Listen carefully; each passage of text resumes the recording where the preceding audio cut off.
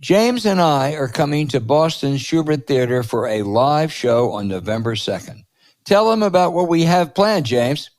Well, we have Doris Kearns Goodwin, which how can you get a better guest than that?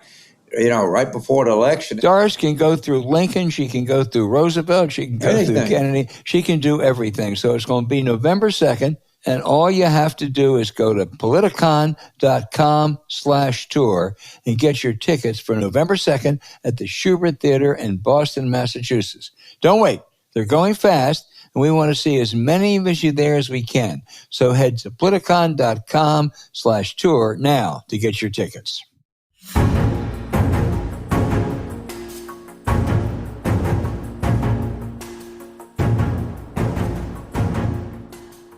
Hello and welcome to Politics War Room with James Carville, and I'm Al Hunt. This week our guests are the author of Redistricting and Gerrymandering in North Carolina, the expert on the Old North State, Catawba professor of politics and history, Dr. Michael Bitzer, and historian and Washington Post columnist Max Boot. Now remember, we love taking your questions, so write into politicswarroom@gmail.com or send a tweet to @Politicon for next week's show. We're going to get to as many as we can, but don't forget to tell us where you're from. And before we get started, get out your calendars. James and I are taking Politics War Room on tour. So come see us live in Boston Schubert Theater on November 2nd. Get tickets at politicon.com/tour. We can't wait to see you there. Other exciting news, the documentary Carville, Winning is Everything Stupid, is out now. Get updates and some great behind-the-scenes content by following James on Twitter @James Carville and on his new TikTok, James Carville on TikTok @Real James Carville. You can also get text updates about what's next for Politicon and Politics War Room by signing up at politicon.com. Tell your friends about us and remind them to subscribe on Apple Podcasts, Spotify, or wherever you get your podcast. And please check out the links to our sponsors, Zbiotics, Smalls, and Bean. We thank you for supporting these sponsors. It really helps make this podcast happen. James, Kamala Harris may be listening to you. She's had a stronger and more active week. The interviews that she's been giving in the main have worked out well. She's been better on the stump. She's been tough on Trump. I like the idea of showing clips of his loony speeches at her rallies. The more people to see how unbalanced he is, the better. And Trump is off. He's mixing up his words, confusing people and places. He now is the old guy, and the cognitive decline really seems apparent. And maybe the weirdest thing was when he turned one rally, where things, I guess, were going wrong, into music for the last half hour. And then he tried to dance, James. Watching Donald Trump dance is like watching a duck trying to make love to a football. It really, really was beyond weird. Your take? I've coined a new word. I'm going to break it out today on PBS NewsHour. And he's suffering from what I diagnose as dementia. In other words, he's mad and he has dementia all at the same time. Right. And now what's happening is you starting to see, look, he's deteriorating. He's deteriorating quickly. And I never had a problem with the press covering Biden's age and some of his memory lapses and everything. They better get around to, they're doing better, just how crazy this guy is and how, insane these proposals are. And we just got to close on that. People got to be fully informed before they make this choice. And this man is deteriorating by the day. Yep. And everybody that covers it says that he's worse than ever. And people are starting to come to that conclusion, but we can't know that and not tell people. People have to know this before they vote. And I hope they do. Yeah, they do. And I'll tell you what makes, I mean, the Trump apologists look like they're trained by the North Koreans. You know, I don't watch much cable news these days, but the other night I was trolling. I ended up on CNN for a while.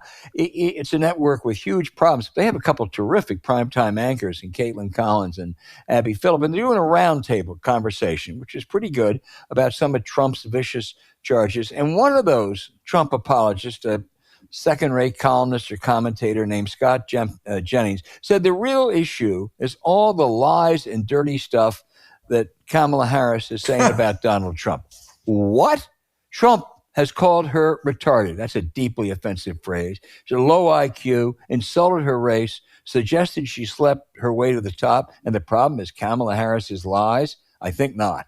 In any contest over a line or spewing venom, Trump is Michael Jordan. That's the only thing he wins. But James, you understand this. Political campaigns can be a bit like a basketball game. There are rallies and there are spurts. And from late July through the first debate where Harris demolished Trump, she had the momentum. From then until last weekend, it shifted back to Trump a little. It may be turning to Kamala. She just has to keep it up for another 19 days. So, first of all, Scott Jennings is bred and minted out of the Mitch McConnell shop. Yep. So that's information that you need to know. But you struck on something in your column for U.S. News that I think we should talk about. And that is, it was sort of protocol in American politics. You wouldn't call someone a Nazi or a communist, that was considered to be right, kind of over the line.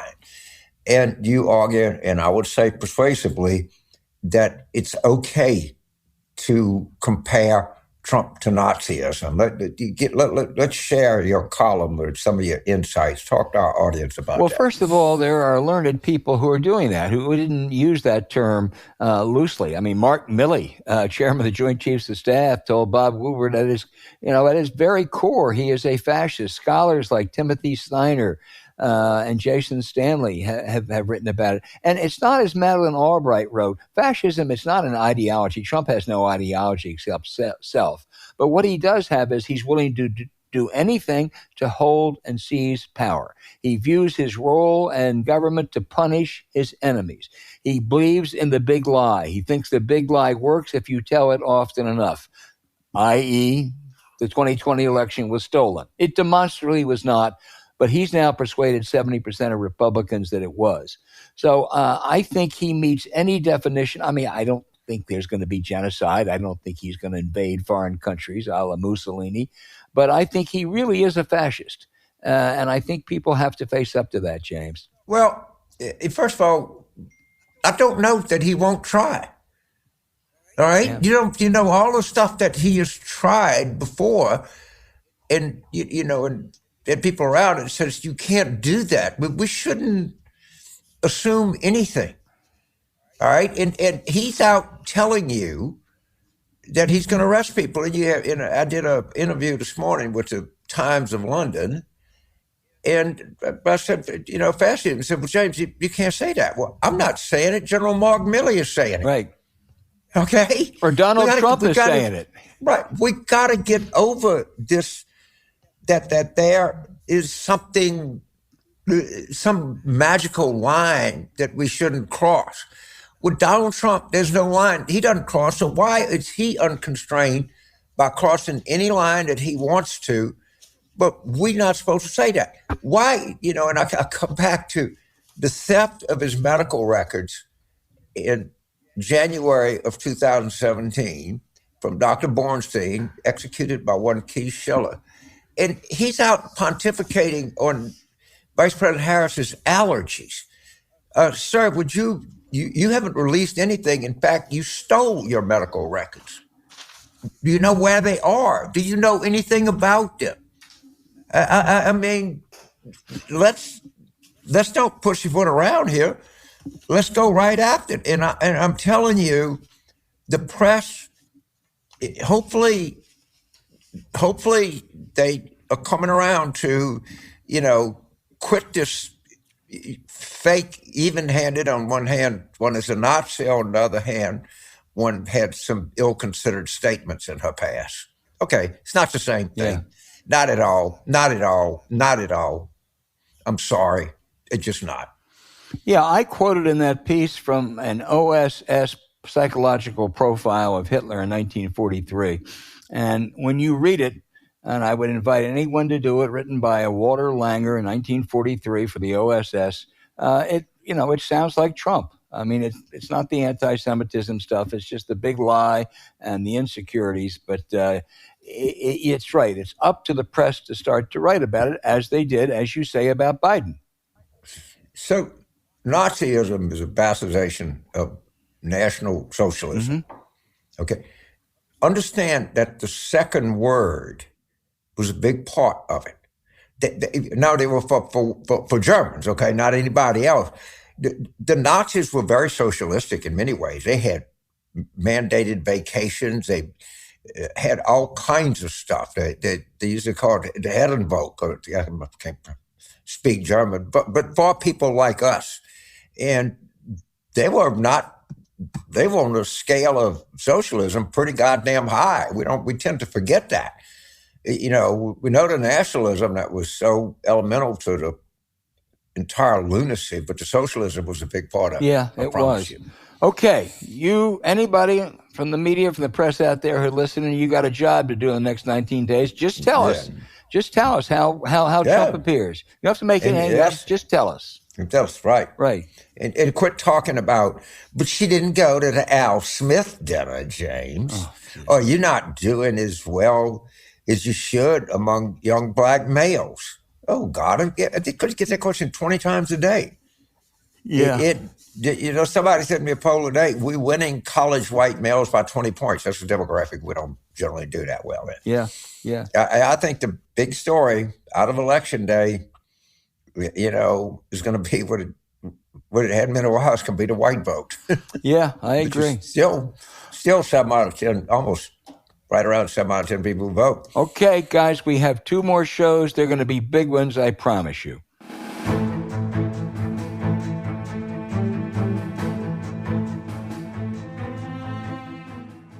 Hey, political fans, we all want an inside look at the 2024 election. That's why you want to get tickets to Carville, Winning is Everything, Stupid, a new documentary by Matt Tarnower that is in theaters now. The film follows our very own James Carville through the current cultural and political landscape and delves into his marriage to Republican strategist Mary Madeline, offering an inside look at how they navigate their bipartisan life. If you're looking for an unfiltered take on the state of politics, the Carville-Madeline dynamic, and the drama of the 2024 election, you definitely want to get tickets now. The film is coming to select theaters in California and Texas this weekend, and tickets are going fast. I've watched it twice, and I'm going out to Middleburg to watch it in the big screen, James. What do you think people are going to enjoy the most? I don't know. I think, first of all, it's just a well-crafted movie. I mean, Matt is a uber top tier documentarian. Right. And I think there's a lot for it. If you're a political junkie, I think there's stuff there. If you're kind of a romantic junkie, I think that there's stuff there. If you're a film kind of art junkie, I think there's a lot of stuff there.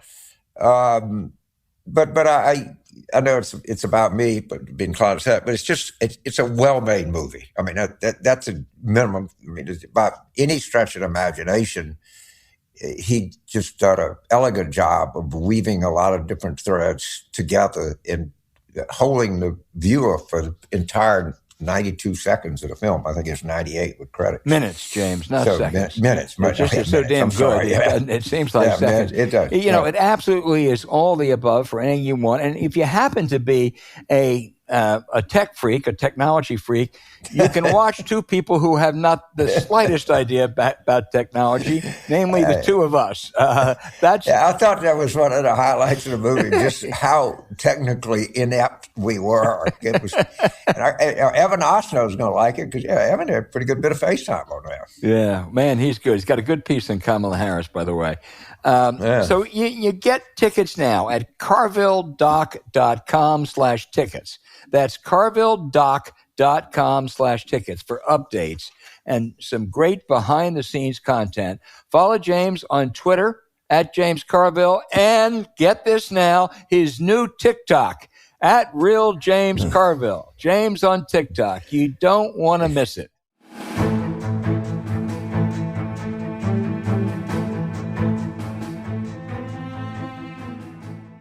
Start every night out with Zbiotics. Well, I tell you what, unless you, last night, we were laughing about Jack Jamon, and unless you Jack Jamon, who could go pretty hard, but you got to, you're right, it's a same thing in a lot of places in America. A lot of business is conducted socially over drinks and stuff, and you got to be alert the next day, and this stuff is a invaluable tool in your toolkit. Well, Jack Germon's the only person that I've ever met who probably didn't need Zbiotics, but Zbiotics pre-alcohol is the perfect way to make sure you perform your best after a long night out. It's a pioneering effort by PhD scientists to create the world's first genetically engineered probiotic to tackle rough mornings after drinking so you can get back to business. Now, to fill you in, Zbiotics pre-alcohol probiotic drink is the world's first genetically engineered probiotic invented by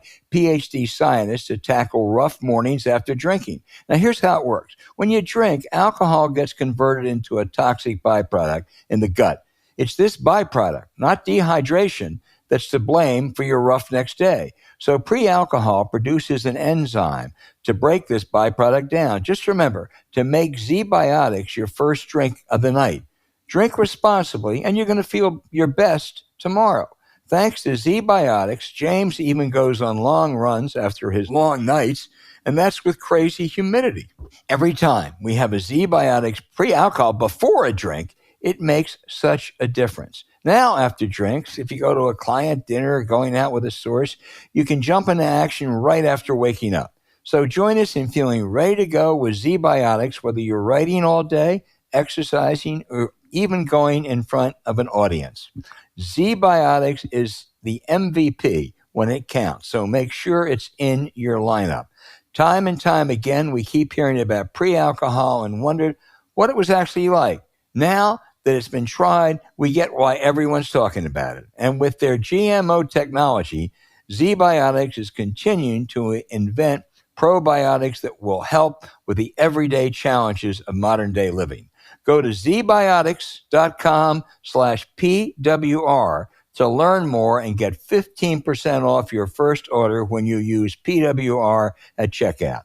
Zbiotics is back with a 100% money-back guarantee. So if you're unsatisfied for any reason, they'll refund your money, no questions asked. Remember, head to zbiotics.com/PWR and use the code PWR at checkout for 15% off. The link is in our show notes. I say this is hardly an original observation, but a very true observation. And that is, if you do this before, you're going to be glad after.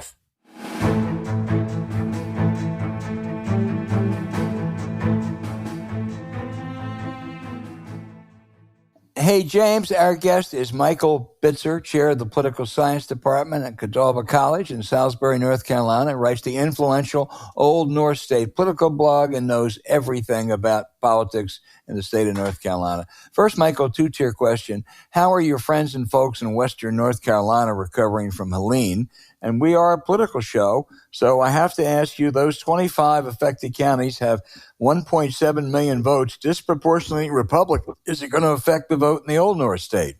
Yeah, so thank you for asking. My mother-in-law and some family live north of Asheville, near Mars Hill. They were fortunate in terms of escaping some of the real damage that Helene brought through in a community near Mars Hill called Marshall. It has through its downtown the French Broad River. And the French Broad River rose somewhere between 20 to 27 feet, flooded first floor buildings, basically damaged a potential building for an election voting site. And they are slowly but surely recovering, but it's going to take a long time because a lot of the roads in western North Carolina run along rivers. And when those rivers, exceeded their banks, it washed out significant proportions of roads. Will it affect the vote, Michael? I think it has the potential to. The election boards, the county boards of elections, have really done an outstanding job getting 75 out of the 80 early voting sites up and running. Potentially some election day voting sites will have to be moved. We're really less concerned now about the administration of it because it appears that we've got everything under control. It's the voter psyche. It's the issue of, are voters, have they lost their homes? Do their children have a school to go to? Do they have businesses? Can they get out of their communities on safe roads? Those are probably more priority items for some of these voters in western North Carolina than necessarily voting. But we'll have to see how the early voting starts, what kind of percentages we're talking from these 25 counties, and see what the dynamic plays out over the next now 2 weeks. Well, if you want to find out, read the Old North State blog from Michael. The Democrats, North Carolina's been a little bit like Charlie Brown on the football. They think it's their last 3 elections. It hasn't been.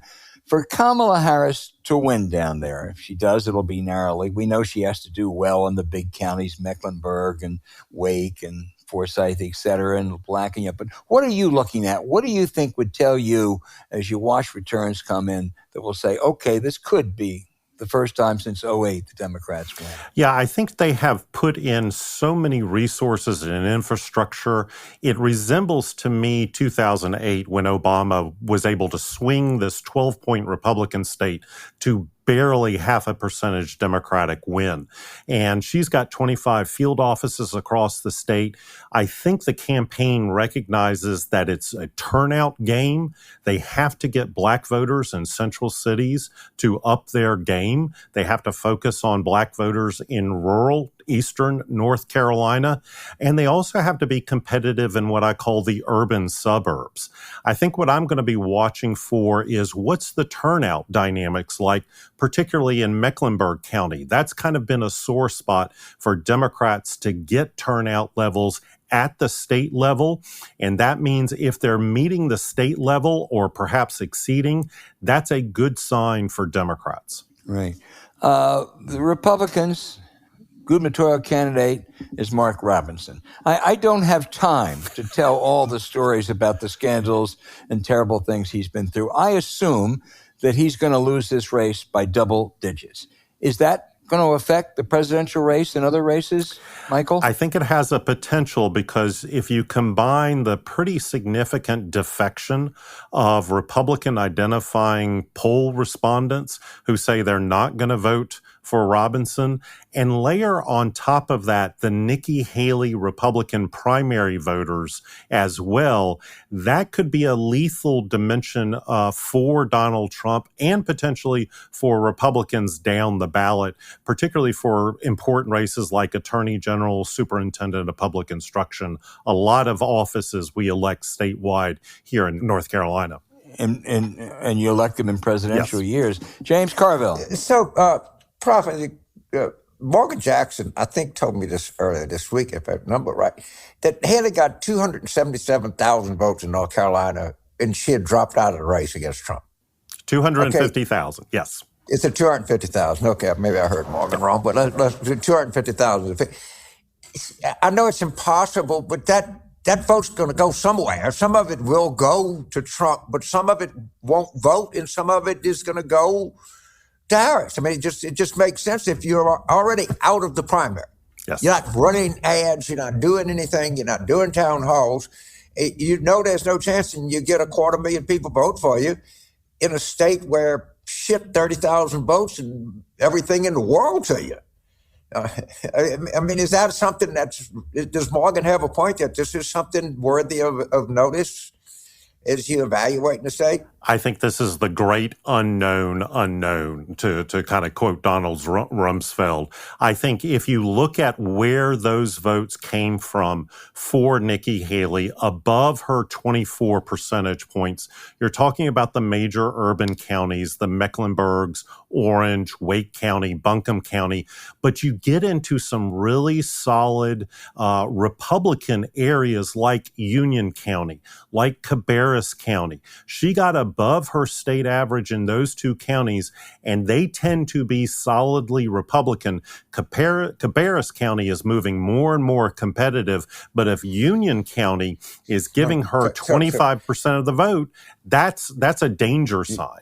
All right, we start. So Mecklenburg County is correct. That's Charlotte. That's the most populous county in North Carolina. Correct. Okay. Tell us about Cabarrus County. Where is that, and why should we care about Cabarrus County, North Carolina? So Cabarrus County is just northeast of Mecklenburg. It's a suburban county to Charlotte and to Mecklenburg. Okay. It is a fast-growing county. It has seen a remarkable transformation from textiles to really technology and agricultural dynamics. And what we have seen is a huge growth, particularly in Concord and Kannapolis.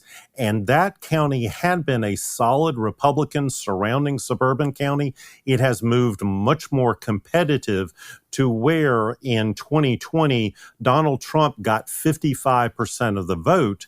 Compare that to Union County, just west of Charlotte and Mecklenburg, where he got 62% of the vote. So I obviously grew up with hurricanes, and it's something that I live with and I follow very closely. And whenever I thought of hurricanes in North Carolina, of course, my mind went to eastern North Carolina. Correct. Did people...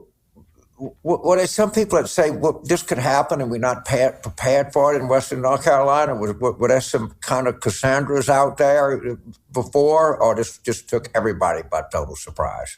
I think it honestly took a lot of people by surprise. I mean, normally when a hurricane comes inland, it tends to start to dissipate. The winds die down. The rain isn't as strong. This lasted all the way through Georgia into the upstate of South Carolina and just absolutely hammered Western North Carolina to the point where regions that I know and I have traveled in, I don't recognize today, that there is such devastation that it's going to be months, if not years, for rebuilding. So this is not some this is a real tragedy that happened. It's not being overblown at all. Absolutely not. It is devastation on the scale that I've never seen in Western North Carolina. And remember, this is a pretty solidly Republican area. It's basically a 60-40. If you take all the 25 counties, 60% Republican vote coming out. You've got strongholds like Asheville that's a Democratic-dominated town, but the overall dynamics of this region that has been so severely hit is a Republican-oriented region. In Appalachian State and Boone? Yes, up in Watauga County. That must be a little bit more Democratic. It is one of the two major blue dots in that region. Okay, Albert? You know, you mentioned the statewide offices, which you hold every 4 years, presidential years. We are assuming that Josh Stein, the gubernatorial candidate, wins easily. How about the other ones? How about lieutenant governor and attorney general? What's the outlook there? So again, it's probably very competitive. Tell me what happens at the top of the ticket. We can probably get a sense of these down-ballot races. Rachel Hunt, the daughter of the former governor Jim Hunt, is running for lieutenant governor against Hal Weatherman. That's a great name, Michael. That's a terrific name. It plays well. The question is, does the Hunt name resonate with a lot of new in-migration of folks who don't remember Jim Hunt's gubernatorial tenure in the state? Long-time Democratic official, but we'll have to see how that plays out. The other major race, the attorney general race between Jeff Jackson, a Democrat, and Dan Bishop, or the Republican, both of them are members of the U.S. House of Representatives. Representatives. They're trying to jump into statewide politics. And then we have just this competitive superintendent of public instruction, a homeschooling advocate, Michelle Morrow, on the Republican side, very much a Trump Republican, versus Mo Green, who has run Greensboro's school district. And that is one that I think is a sleeper kind of race. Michael, Michelle Morrow not only is a homeschooler, she has proposed executing Barack Obama at Guantanamo. I love North Carolina. My wife and I both went to college there. Both of our sons went to college. But how in the hell does this great state turn out nutbags like this? Well, it's all dependent upon who makes up the Republican primary. And by my estimates, when you have 2/3 of the Republican primary voters who are solidly Trump Republicans going up against a fairly conservative but not Trump strong incumbent in Catherine Truitt, she will get defeated by the Trump aligned Republicans within the primary. And that was the complete surprise. It caught everybody in North Carolina off guard because nobody was expecting an incumbent Republican to lose her nomination bid, let alone to somebody as controversial as that. Well, they said the Republicans could never top Mark Robinson. With her, they have. But one more question before I turn it back to James. If I were a Democrat, I'll tell you one thing that would worry me if it's a really close election. If the Republicans can find a way to get it into the state Supreme Court, that is basically a wholly owned subsidiary of the Republican Party. It is, and it will be some time before Democrats are able to claw their way back to potentially getting a majority. If this is a tight election, and for some reason, by some chance, Harris wins the state, we will see the legal challenges being filed by the Trump campaign. And I honestly don't know where any of that will go. It will just create great chaos in the state. James. Well, needless to say, Professor, I hope no one shoots Mo Green in the eye in North Carolina. But so I know this is impossible to answer, but it's just a little fun game. And Al and I were talking this today. Obviously, Stein is going to win for governor. I mean, that's hardly news. And just so you know, Josh Stein, the current Attorney General, is the Democratic nominee for governor against this insane, I don't want to get into Mark Robinson. At what point do you think he is the number that you can't have a Stein Trump carry the state? Okay, I know it's not 3 points, but is there a certain number where the just gravity you think gets Harris across the finish line? Yeah, I think if Stein does anywhere from 6 to 8 points, that's a blowout win, landslide.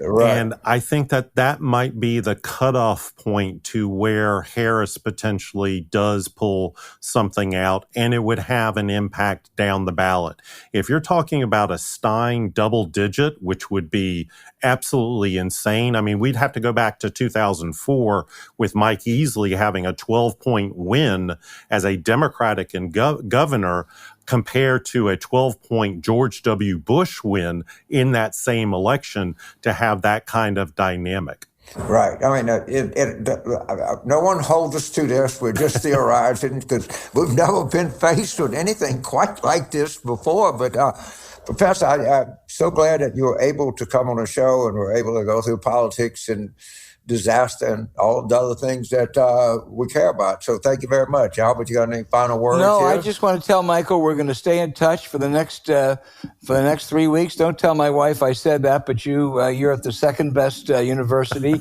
or college in North Carolina behind Wake Forest. But you've really been insightful, and we'll keep following you. And best of luck to your relatives up in Western North Carolina. Absolutely. I appreciate it. Thank you very much for the opportunity.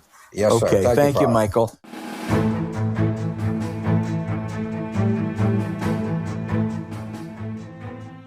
Give your cats the food they deserve with Smalls. Look, our cats they're quite a thing. And, when they're healthy and their coat is just right and they eat right, they're just magnificent animals.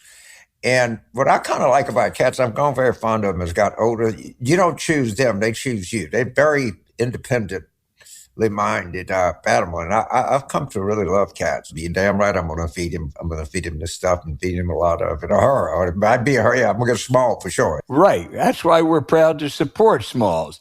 With the holiday season coming, we feel even better about spending money with them, knowing that they donate millions of dollars worth of cat food to the Humane Society. Cats love Smalls, and it helps with digestion issues, too. You got to try it. Smalls. Yeah, I got it for my cat when I was living. The cat loved it. Good, because Smalls cat food uses protein-packed recipes made with preservative-free ingredients you'd find in your fridge and gets delivered right to your door. It's no surprise Cats.com named Smalls the best overall cat food.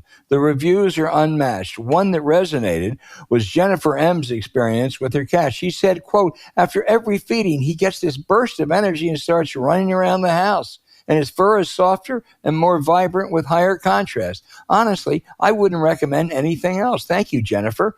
We second Jennifer's nomination, and it's a great story. Smalls was started back in 2017 by a couple of guys home cooking cat food in small batches for their friends. A few short years later, they served millions of meals to cats across the USA. Plus, Smalls works with the Humane Society to help cats by donating over $1 million worth of food so far, and they give you a chance to donate at checkout, too. We think it's so great that Smalls makes the high-quality food the cats deserve. You have as much fun watching them dig in as they love it. So much that we've almost been tempted to have some ourselves. Not sure I'm going to go there. But amazingly, after switching to Smalls, 88% of cat owners reported overall health improvements, and you can try it risk-free. So give your cat the gift of great cat food this holiday season. Now's the time to make the switch to Smalls. Head to smalls.com/warroom and use the promo code WARROOM at checkout for 50% off your first order plus free shipping. That's the best offer you'll find. But you have to use our code WARROOM for 50% off your first order. One last time, that's promo code WARROOM for 50% off your first order plus free shipping. The link is also in our show notes.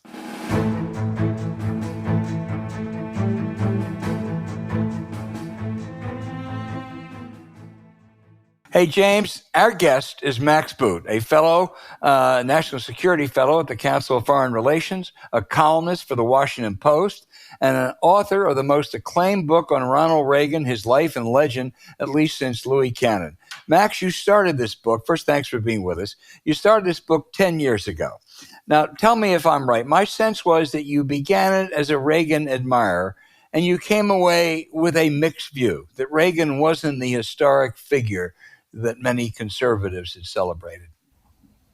I think that's about right. I mean, I certainly grew up as a Reagan admirer, and thanks, by the way, for having me on to talk about this. You know, I grew up as a Reagan admirer in the 1980s when Reagan was making conservatism cool, and I joined the Republican Party. And so I was definitely a longtime admirer of Reagan.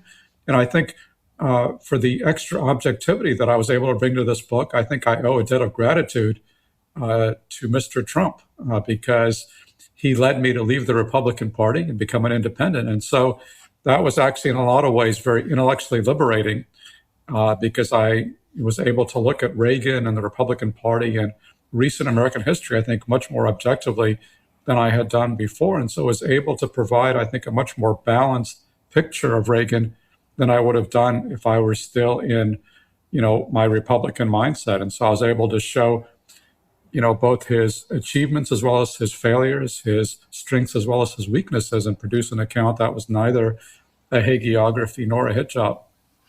Well, there are few things we can thank Donald Trump for, but that may be one of the rare ones. You write that Reagan was actually more of a pragmatist than the ideologue he was often depicted. He also was detached. When not surrounded by good advisors, he failed miserably, Iran-Contra most notably. But when he succeeded, it usually was when he had a Jim Baker or George Shultz around. Maybe most important of all, Nancy Reagan, who was really, by and large, a more constructive force in the Reagan presidency. Is that fair? I think that's very fair. I mean, one of the many paradoxes of Reagan is that He could be intensely ideological on the campaign trail. And as I show in the book, by the early 1960s, this one-time New Dealer who had voted for FDR 4 times was sounding in many ways kind of like a right-wing nut. I mean, he was accusing the Democrats of marching forward under the banners of Marx, Lenin, and Stalin. But yet he upended those expectations once he was actually in office. And I think this is one of the biggest differences between Reagan and Trump, because if you just compare their campaign rhetoric, you can see some overlaps. But the big difference is that Reagan was able to pivot to the center as both governor of California and president of the United States. He was able to cut deals with Democrats in both Sacramento and Washington. In California, he signed one of the most liberal abortion laws in the country, as well as a tough gun control bill. As president, sure, he cut taxes, but he also raised taxes, and he signed a bill that legalized millions of undocumented immigrants. And of course, his crowning achievement for this lifelong anti-communist in his second term in office was working with Mikhail Gorbachev, the world's #1 communist, to peacefully end the Cold War and reduce superpower tensions. So I think a lot of that had to do with his pragmatic streak, which I write about in the book, and his desire to be a success at whatever he did, and realizing that he had to compromise and he couldn't just stick to his ideological guns. But while Reagan was, I would argue in many ways, he was a great leader, he was a very poor manager. And that gets me to the second part of your question. He was very reliant on the people working for him. So when he had good people like Jim Baker as the White House chief of staff, good things happened. But when he had, Don Regan as White House chief of staff in his second term, it was a disaster. And I think, finally, you raised Nancy, and I think Nancy Reagan was incredibly important to his success because she didn't have any political or ideological agenda. Her only agenda was making Ronnie Reagan, her husband, successful. And she was somebody who looked out for him in ways he could not look out for himself, because he was very trusting, almost naive, kind of assumed the best of everybody, whereas she was a worrywart, she was jittery, she assumed that people did not have good intentions until proven otherwise. And so, as one of Reagan's aides described it to me, Nancy Reagan was kind of the HR department of Reagan Inc. She was the person who hired and fired on his behalf and kind of did played the role of the political enforcer, which Reagan himself was too nice a guy to play. One story about Nancy post-Reagan was my wife did a documentary on her. And in 2008, after John McCain had picked Sarah Palin as his running mate, you got a call one day from Mrs. Reagan, who just got on the phone and said, "Why did John pick that woman?" I mean, she was a pragmatist. Max, when Ronald Reagan left office 34 years ago now, there was a sense he would be to the Republicans what FDR was for the Democrats. It would last for generations. It seems to me that ended with Donald Trump, who dominates the Republican Party today far more than Reagan ever did. I think you're right. It's kind of interesting to see polls asking Republicans who their favorite president is. It used to be Ronald Reagan. He was the only unifying figure in the party, universally revered by Republicans. But today, there's a very interesting split in the polls. If you ask Republicans who their favorite president is, they're roughly split between Reagan and Trump. And that's kind of symbolic, I think, of the transformation of the party and kind of shorthand for the MAGA Republicans versus the traditional Republicans. But certainly by embracing Trump, Republicans have repudiated a lot of the Reagan legacy. I mean, remember, this was a guy who was pro-free trade, pro-immigration, pro-NATO, pro-standing up to Russia. And he just had such a different style. I mean, he was a gentleman. He never engaged in name-calling or invective, always had a positive, optimistic vision of America. He was divisive in some ways, but Reagan was also able to bring people together and, of course, to achieve that monumental 49-state landslide in 1984, whereas, Trump is very different on all those issues, and he's just much more divisive, much more hard-edged, very different from Reagan. And yet, you're right, I think that he has kind of usurped the Reagan legacy, and the Reagan's influence has definitely waned dramatically in the Republican Party. I think the unknowable question is, if Trump loses this time around, will there be a chance for a return to Reaganism, which, Reaganism in 1980 meant a turn to the right for the Republican Party and the country. Today, if the Republican Party embraces Reaganism, it's going to move to the left. It's going to return to the center. Is that going to happen? I'm not that optimistic, but at least I think there's a chance if Trump loses. James. So, Max, share with our listeners your kind of unique life story. How did you come here, and a little bit about your philosophical growth over the last 6-7 years? But where were you born, and what's your kind of background, and why are you, which I think particularly authoritative to talk about authoritarianism and totalitarianism, but just share your background with our listeners. Well, I used to say that I was born in a country that no longer exists, the Soviet Union, in 1969. But I would say Putin has kind of recreated a lot of the worst features of the Soviet Union. But, I came here in 1976 when I was 6 years old with my mother and grandmother. And, in the 1980s, part of the reason why I became a conservative and a Republican certainly had something to do with Reagan, but it also had to do with, when you're coming from a communist country, people naturally tend to gravitate towards the right side of the political spectrum. And so, I thrilled to a lot of Reagan's rhetoric about the evil empire and Mr. Gorbachev, tear down this wall. And so, then I got, I worked at the Wall Street Journal editorial page where Al and I briefly overlapped. And then, I was a foreign policy advisor to John McCain, Mitt Romney, and heaven help us, Marco Rubio. But as I mentioned before, Trump's ascendance has, kind of ended my love affair with the Republican Party. And the day after the 2016 election, I re-registered as a independent and, became identified as a never Trumper, which I'm still proud to be. But I'm, now just an ex-Republican like so many others, and, kind of wandering in the political wilderness. So, Max, you're well schooled in totalitarianism, history, everything else. Your General Milley says that every bone in Trump's body is fascist. Al Hunt wrote a column to say it has never been okay in American politics to call somebody a Nazi or a communist until now. Do you think it's a fair criticism for people that say that he's a fascist or he's much more admiring of Nazi Germany than anybody should be? Is that a fair evaluation? Well, as a general rule, I would stay away from the Hitler-Nazi analogies because I do think that Hitler was a unique evil, but I think it's fair to call him a fascist as General Milley does. I mean, he's definitely, anti-democratic, small d democratic. And I think, what he's really trying to achieve, I mean, this is less dramatic than calling him a fascist, but I think he's really kind of an Orbanist. He's really trying to achieve in this country what Viktor Orban has done in Hungary, which is to undermine democracy and, have kind of personalist rule where everybody, pays fealty to the big man in the Oval Office. So I think this is a unique danger, an unprecedented danger to American democracy. And I'm terrified by the very real possibility that he could win. Albert? Max, you have been a stalwart supporter of Israel, as I think James and I have both been. But am I right that you feel that Bibi Netanyahu has played Biden, and there's a lot of risk in what might transpire in the Middle East over the next ensuing weeks and months?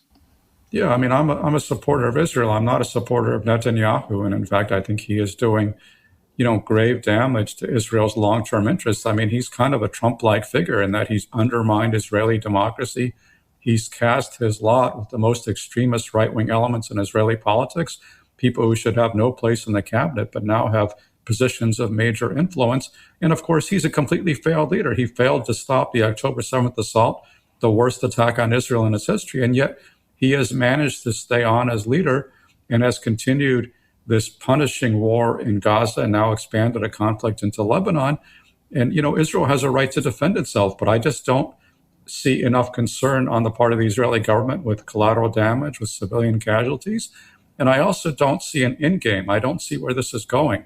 I don't see, because Netanyahu will have nothing to do with the Palestinian Authority. He rejects Palestinian statehood. Well, okay, then who's going to govern Gaza? He doesn't have a plan except kind of perpetual occupation or perpetual chaos, neither of which should be acceptable. So, I think he's a very dangerous leader, but he's very astute politically. He's very wired into the Republican Party of the United States. And, I think it's been very hard for Biden to try to stand up to Netanyahu without doing a lot of political damage to his own campaign, or in this case, to Vice President Harris's campaign. And Bibi is clearly hoping for a Trump victory, isn't he? I would think so, yeah, which unfortunately creates perverse incentives, because it kind of creates an incentive for him to stir things up right now. And the more chaos that he creates in the Middle East, the worse that is for Harris, and potentially the better it is for Trump. Max, tell us, we've expressed that, tell us your fears of what a second Trump term would be like and how different it would be from the first Trump term. Well, my fear is it's going to be a lot worse, because he's not going to have the adults in the room, because he's not going to want to be constrained as he was before. And just look at, John Bolton says he's going to pull out of NATO.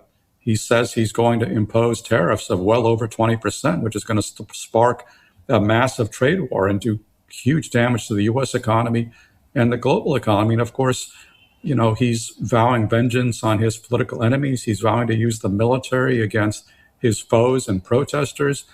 I mean, we don't know how much of this he will actually carry out, but even if it's only a quarter of what he says now, it's going to be the biggest threat to America's standing in the world and American democracy at home that I think we've ever seen. James? So, Max, you've had a lot of experience, lifetime experience, lifetime education, observed a lot of things. One of the things about Trump is he just, according to Steve Bannon, we're just going to flood the zone with shit. And they've done a good job of flooding the zone with shit. But, his economic plans are disastrous, a lot of things. If there's one thing that you would like for American voters to know as they make up their mind whether they're going to vote and if they're voting, who they're voting for, what is the one thing about Donald Trump that you think should be in the forefront of people's mind? I mean, I think the one thing is that, he is an enemy of democracy at home and a friend of dictators abroad. And I think if he comes to office, he's going to make the world a much more dangerous place. I mean, he's openly embraced the America First policies of the 1930s, which is what got us, the Great Depression and World War II. Why do we want to go back to that? It doesn't make any sense.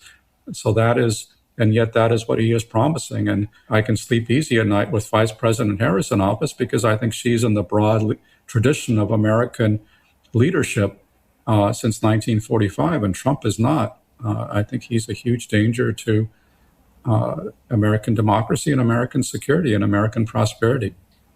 Well, before I let you go, every time I see your byline or read about you, it does me good, because it reminds me of, I think, one of the three greatest war movies ever made, Dodge Boot. That's true.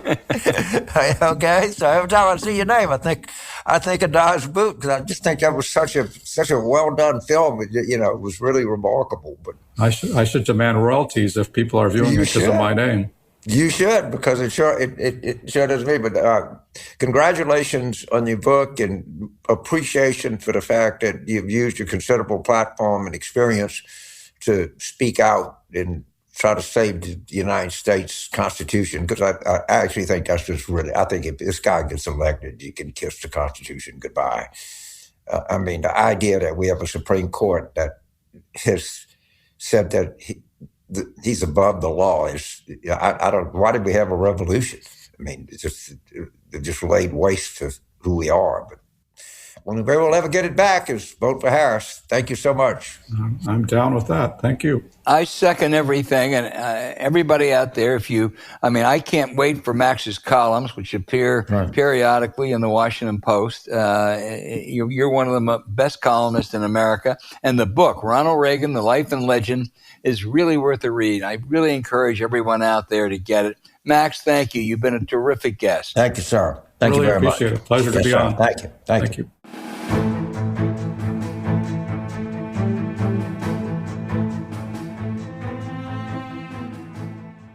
Get the best sleep of your life with Beam. Whoo, man, that stuff works. And it not only does it taste good, it really does help you fall asleep, which is key to everything. And this is a damn good product. If you came up with this, came up with a really good idea. Yeah, you're right, because sleep's the foundation of our mental and physical health. When you sleep well, you perform at your best, mentally and physically. Proper sleep can also increase focus, boost energy, and improve your mood. Introducing Beam's Dream Powder, a science-backed healthy cocoa for sleep. Dream has been a game changer for anyone's sleep. Election season is always stressful, long hours, and it was horrible watching the hours tick by until the alarm went off. Now, James and I love knowing all it takes is one delicious cup of Beam before bed, and you'll be sleeping great and ready for the day ahead. Today, our listeners get a special discount on Beam's Dream Powder. Their science-backed, healthy hot cocoa for sleep with no added sugar. Better sleep has never tasted better. There are tons of delicious flavors, like chocolate peanut butter, oh yes, cinnamon cocoa, and sea salt caramel. But there are only 15 calories with 0 grams of sugar. I can't get enough of that chocolate peanut butter. It's always a treat, and now wanting better sleep no longer keeps you up at night. Other sleep aids can cause next-day grogginess, but Dream contains a powerful, all-natural blend of reishi extract, magnesium, theanine, melatonin, and nano-CBD to help you fall asleep, stay asleep, and wake up refreshed. Dream works fast, and the numbers don't lie. In a clinical study, 93% of participants reported Dream helped them get better sleep. Now, James, those are pretty good odds, 93%. Pooh! Really good odds. 93, that's a good number. I wish ours was at 93%. I mean, I can tell you this stuff works. It really is it really is important if you want to get a good night's sleep. Yep. Because Beam Dream is easy to add to your nighttime routine. You just mix Dream in a hot water or milk, froth, and enjoy before bed. You'll find out why Forbes and the New York Times are talking about Beam and why it's trusted by the world's top athletes and business professionals. If you want to try Beam's best-selling Dream Powder, get up to 40% off for a limited time when you go to shopbeam.com/warroom and use the code WARROOM at checkout. That's shopbeam.com/warroom and use the code WARROOM for up to 40% off. You also can find the link in our show notes.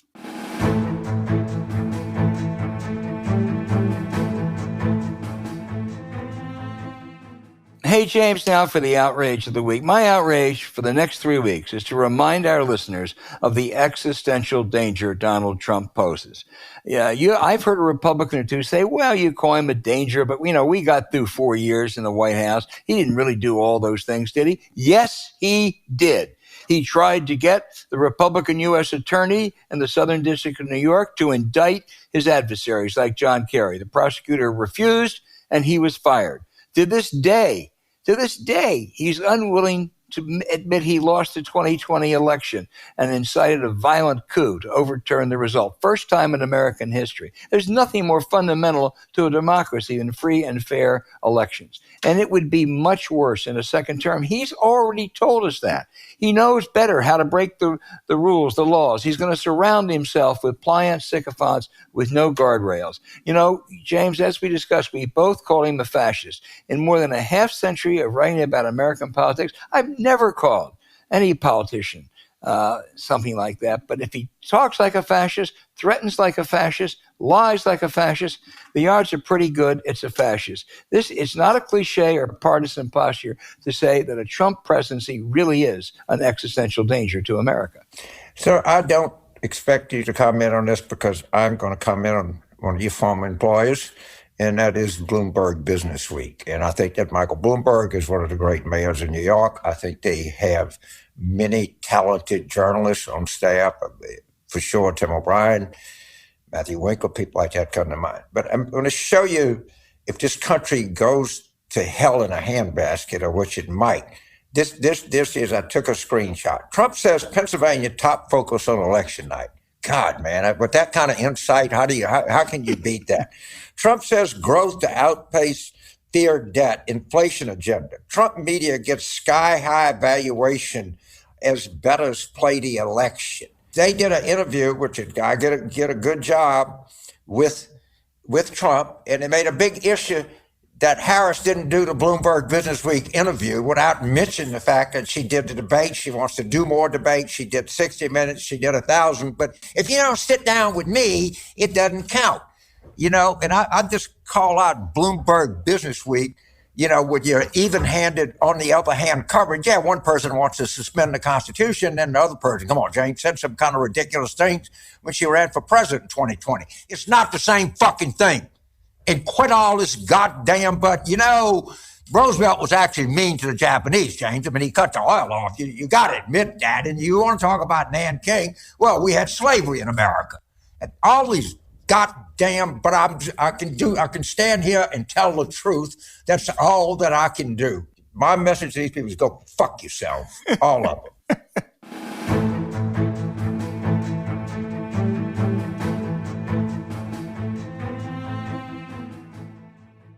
James, once again, a great selection of listener questions. John in Gurnee, Illinois, says Trump has threatened to court-martial General Milley. Do you think the active duty military would stand up for this from Trump? I don't think that they would. But just to say that you got to understand, all of these threats, at some point, he might just try it. I mean, look, he tried to indict John Kerry, and the U.S. attorney said, no, I can't do that, man. So I'm not all that confident, somebody in the JAG or somebody in, look, it's a direct order I got from the president. I'm sworn to uphold the chain of command.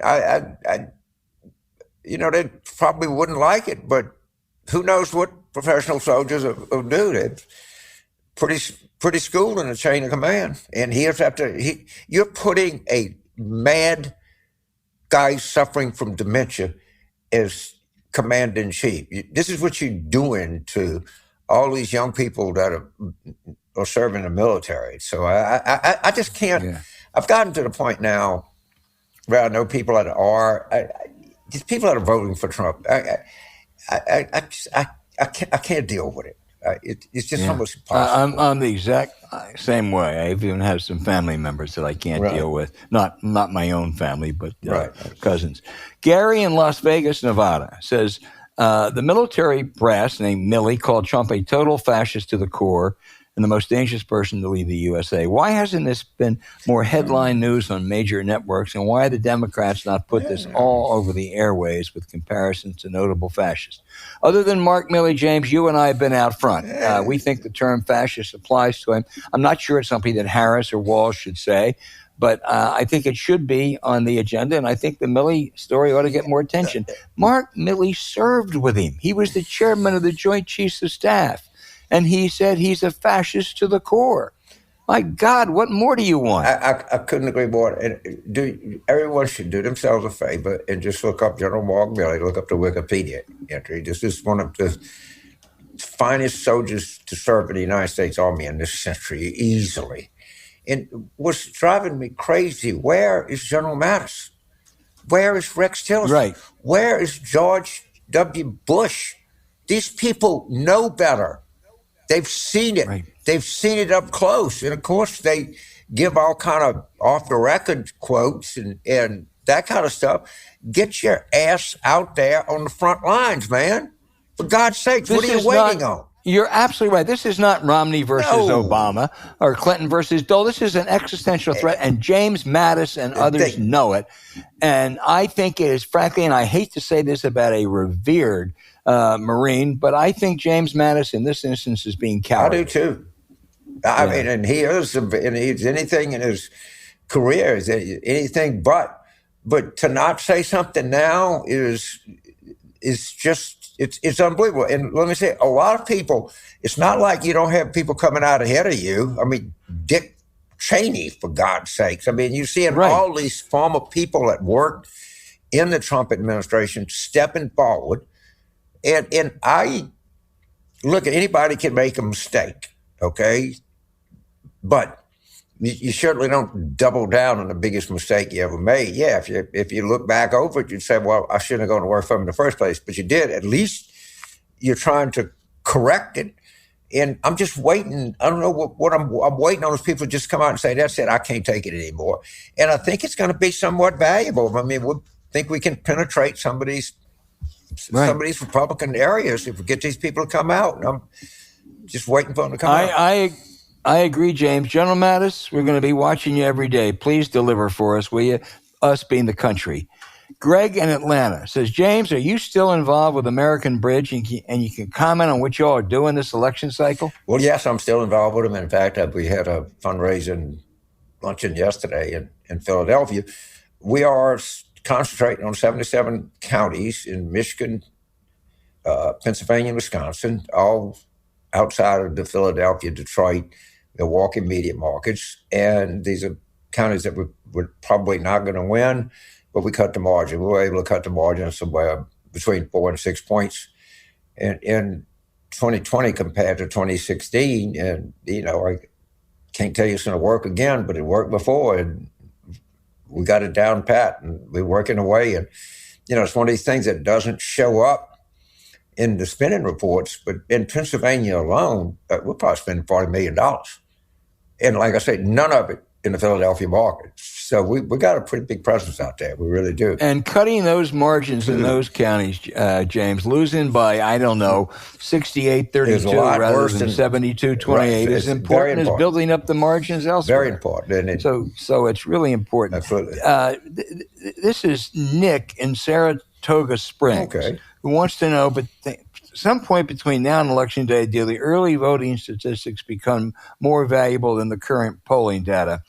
I'm not sure about that, Nick. The problem with the early voting data is that it's so much different than it was, 3 or 4 cycles ago. It certainly is important. And in some states, they will tell you whether it's Republicans or Democrats voting early. Now, last time it was a little bit misleading because Democrats voted early and Republicans didn't. I'm still going to look at the polls in those 7 battleground states right up until early November. Well, I just got my favorite point in Georgia. I mean, the early vote there just indicate that we're going to have to the extent you can extrapolate anything from it, and they mining the data, but it's going to change every day. I think we're looking at a very high turnout election. The theory is that a high turnout election would favor Harris. The theory being, not totally sure I endorse it, but I'll give it to you, that the Trump voters are highly motivated. He turns out people when he's on the ballot that won't turn out when he's not on the ballot, and he's making direct appeals to them. And of course, the corollary to that is that he needs low Democratic base turnout, or just mediocre as he got in 2016, where he just kind of lucked out and frankly caught an inside straight. But I'm interested in your views, but I think I'd take my chances with a high turnout electorate better than mine too. I would too. I would too. They say and polls indicate that there's more enthusiasm for her now, and that should translate into votes.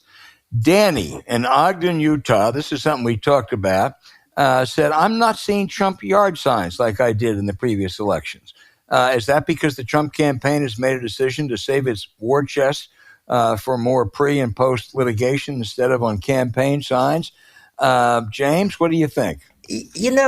So Saul Shore, who is the famous Pennsylvania Democratic consultant, was Governor Shapiro's consultant, is now Senator Case's consultant. He and I actually think yard signs say something. I'll give you some more anecdotal evidence. Okay, so here we are in Ogden, Utah. Now, some of that, and I'll say this for the Mormons, man, they don't like Trump. I mean, it might be hardcore Republicans, it might be hardcore conservatives. I was really disappointed in Spencer Cox for coming out for Trump. I think that's one of those guys that could have just said, I have a secret ballot. Belied everything he talked about for 2 years. Right. But I've noticed, like in Shenandoah County, Virginia, there were 7 Trump signs between Highway 11 and my place. This year, there's none. Saul says there's 75% less Trump visibility in Pennsylvania. I don't know. I want to quote the exact number. Let's just say it's considerable less visibility for Trump in Pennsylvania than there was even in 2020. A friend of mine drives down all of Bayou Lafourche, must be like a 90-mile drive. It said in 2020, I'd have seen 35, 40 Trump signs. Maybe I see 3 this time.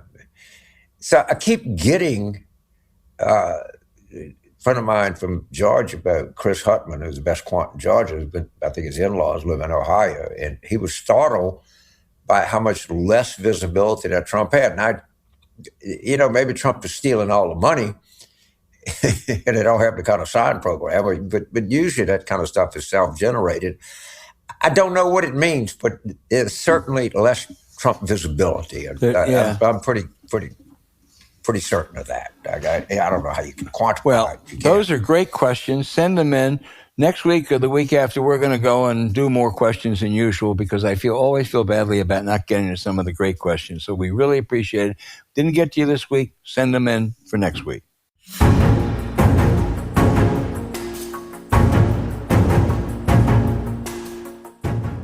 Hey, thanks for listening to Politics War Room with James Carville, and I'm Al Hunt.